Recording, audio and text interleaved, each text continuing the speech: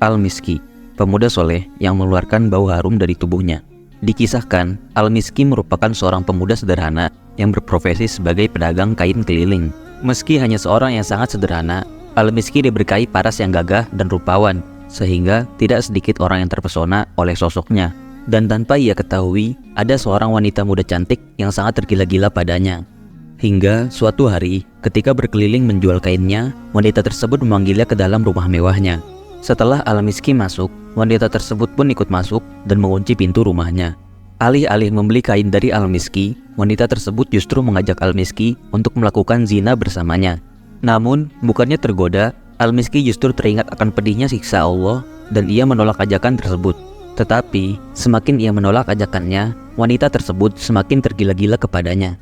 Wanita tersebut bahkan mengancam akan berteriak kepada warga bahwa ia telah dikunci di rumahnya dan dipaksa bersetubuh oleh Al-Miski. Dan tentu saja warga akan percaya hal tersebut karena posisi dan kedudukan wanita ini. Al-Miski pun terdiam. Ia tidak mau melakukan zina, tetapi ia juga tidak mau mendapatkan fitnah bahwa ia memperkosa wanita tersebut. Lalu ia pun mendapatkan sebuah ide. Ia kemudian meminta izin kepada wanita ini untuk ke kamar mandi dengan alasan untuk bersiap dan membersihkan diri sebelum berhubungan.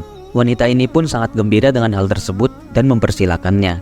Di dalam kamar mandi, Al-Miski pun menjalankan rencananya. Ia buang air besar dan melumuri seluruh tubuhnya dengan kotorannya. Al-Miski pun merasa mual dan jijik dengan hal tersebut. Dengan menangis, ia meyakinkan dirinya bahwa ia melakukan hal hina ini semata-mata hanya karena takut kepada Allah. Ia pun kemudian keluar kamar mandi.